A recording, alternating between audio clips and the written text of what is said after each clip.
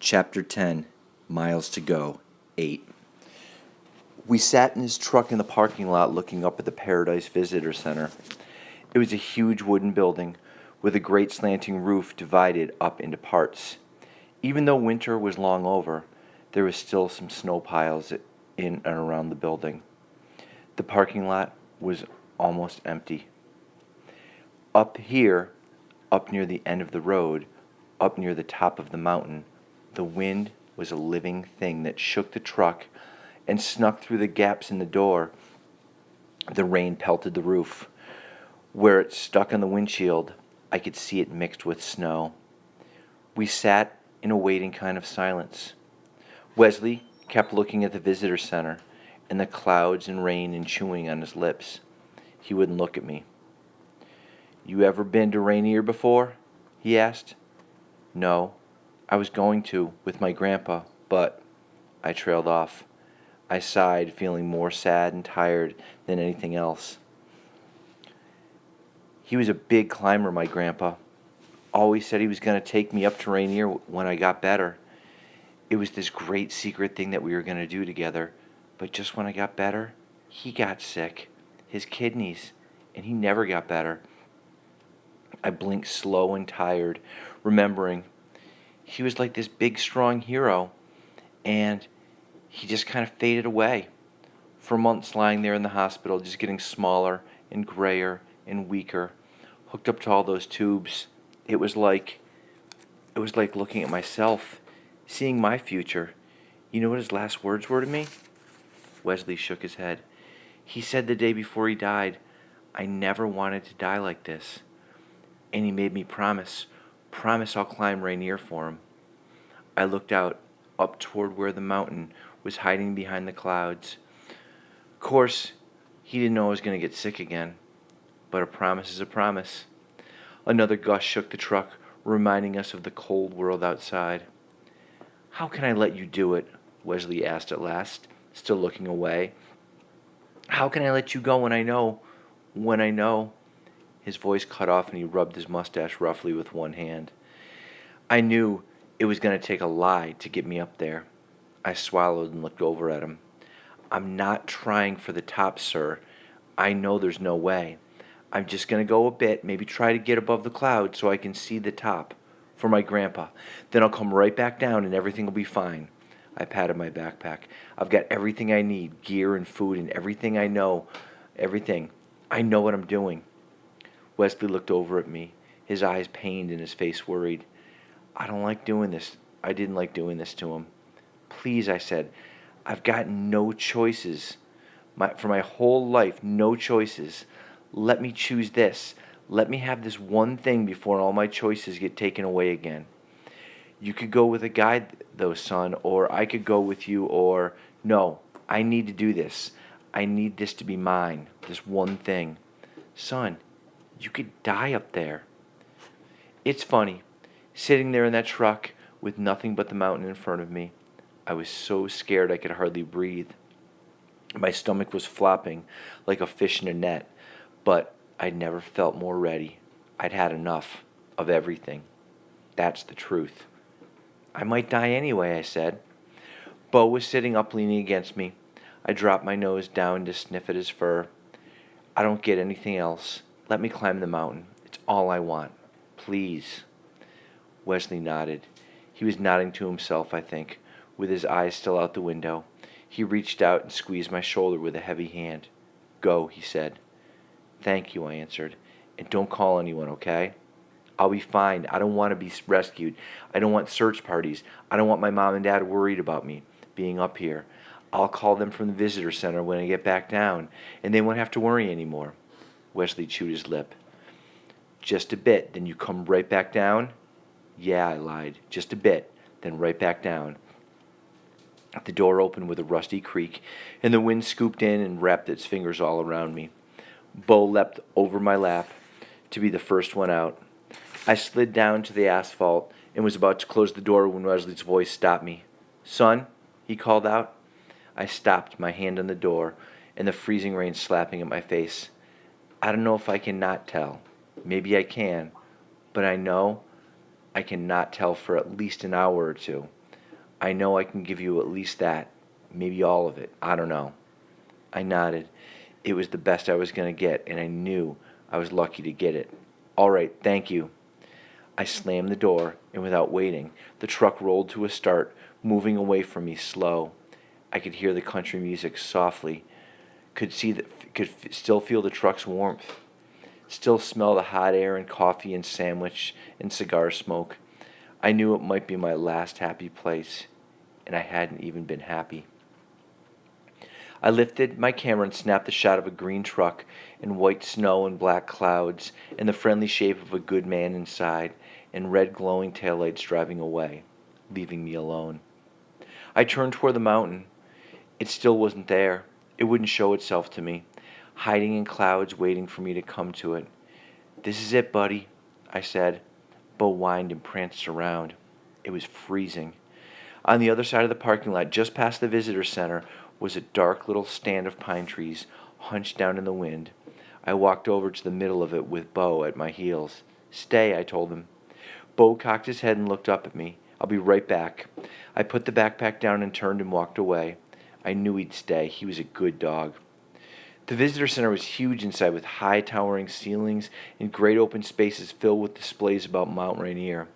There was a big 3D model of the mountain that you could walk all the way around, and exhibits about the plants and animals that live there, and information about history and climbing routes.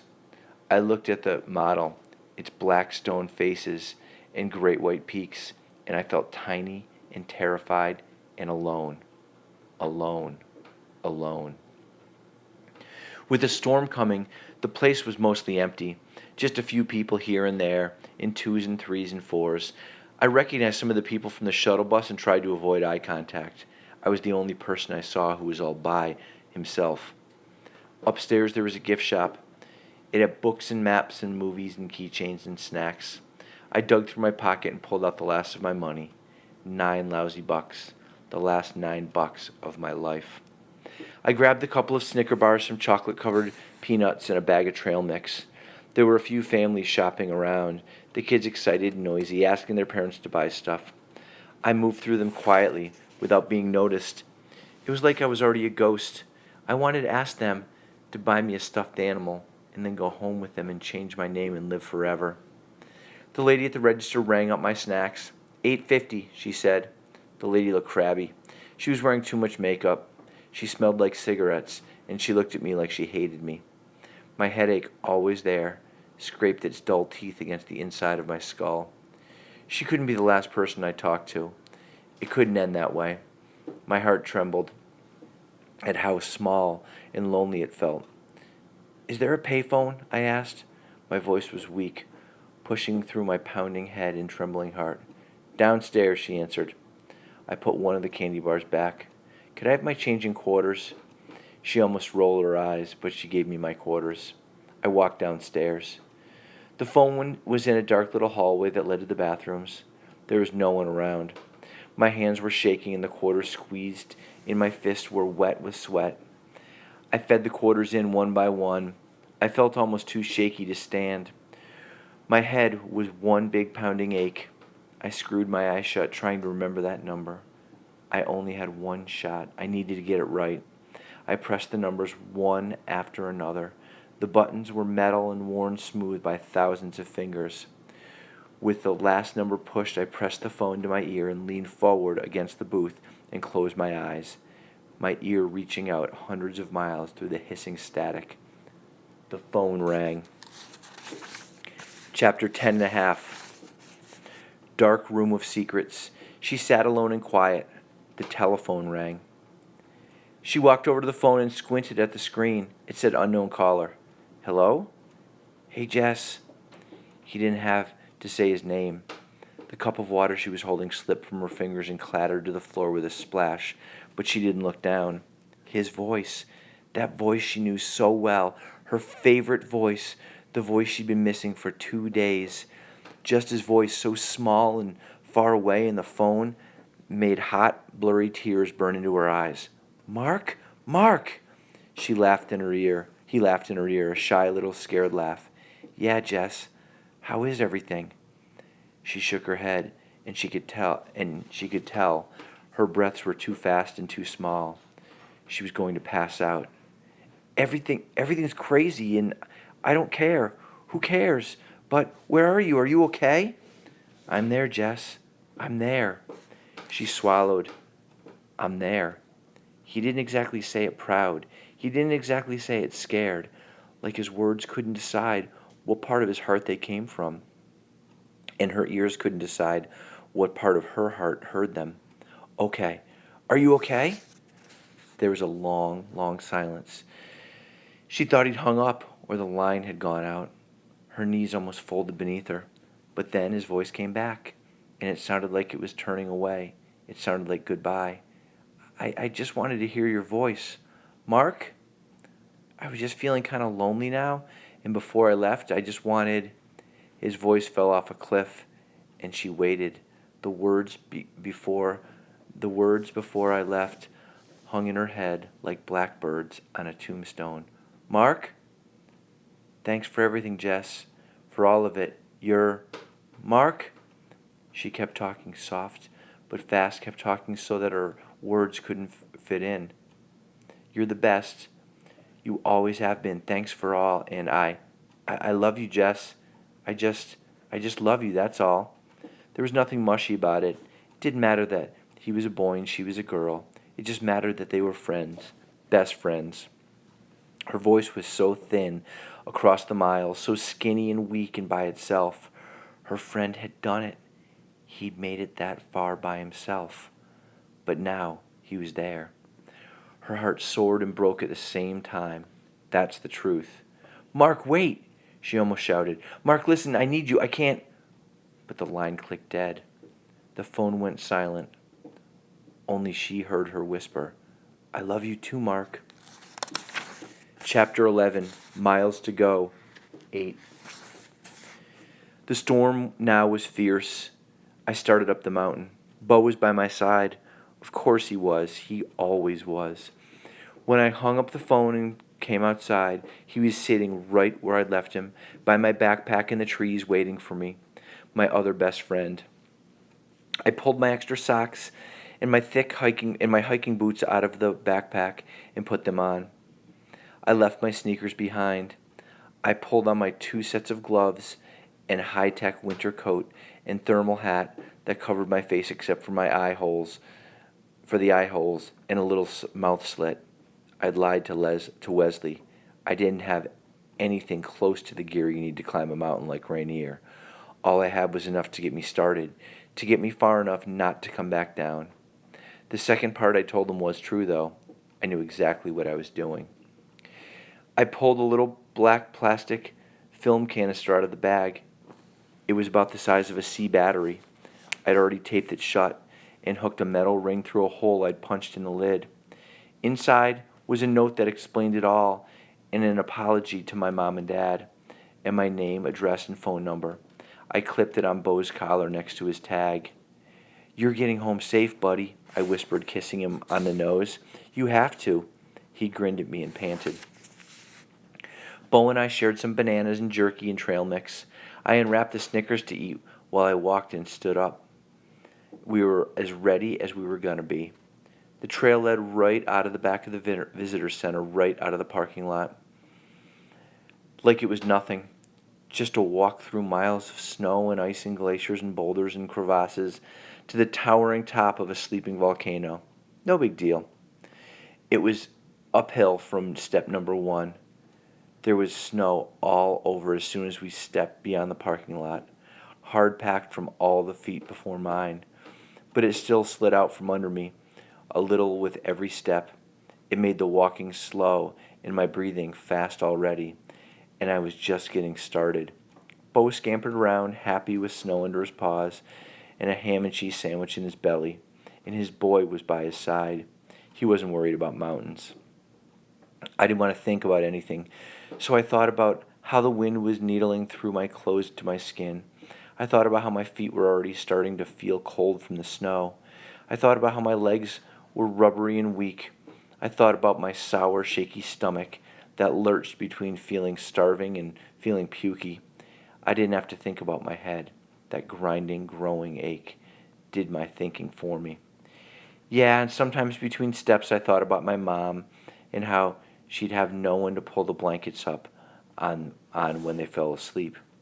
Or my dad and how he was probably sitting at the dining room table alone looking at his hands like he did for hours when my grandpa, his dad, died. And sometimes Jessie, and how hard it must have been for her not to tell, but I tried not to. When my legs were burning to their limit and my lungs were sucking at the thin mountain air and my knees were shaking and weak, I stopped for my first rest. I leaned down with my hands on my knees and tried to breathe and not throw up. I looked back over my shoulder. I could still see the visitor center. It didn't even look that much smaller. I shook my head. Okay, I gasped to Bo between breaths. No more looking back. The higher you go in the world, the harder it gets to breathe. That's the truth. I'd done my research. The higher you are, the thinner the air gets. There's less of the oxygen your body needs. With less oxygen, your muscles get more tired. You can't catch your breath and your brain gets weak and fuzzy. Everything gets harder. On really high mountains, climbers bring their own oxygen in tanks. They breathe through masks like scuba divers.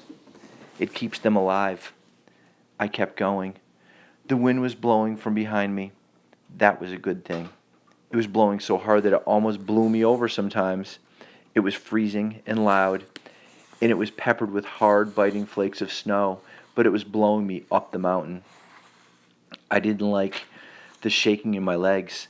I didn't like the stabbing in my empty lungs or the way my stomach squeezed and rolled and clenched. It was too soon.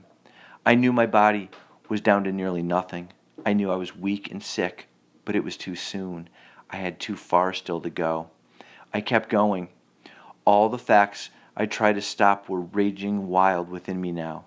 Faces and voices and memories, all the people I'd miss. Jessie, my dad, my mom, other people too, but mostly them.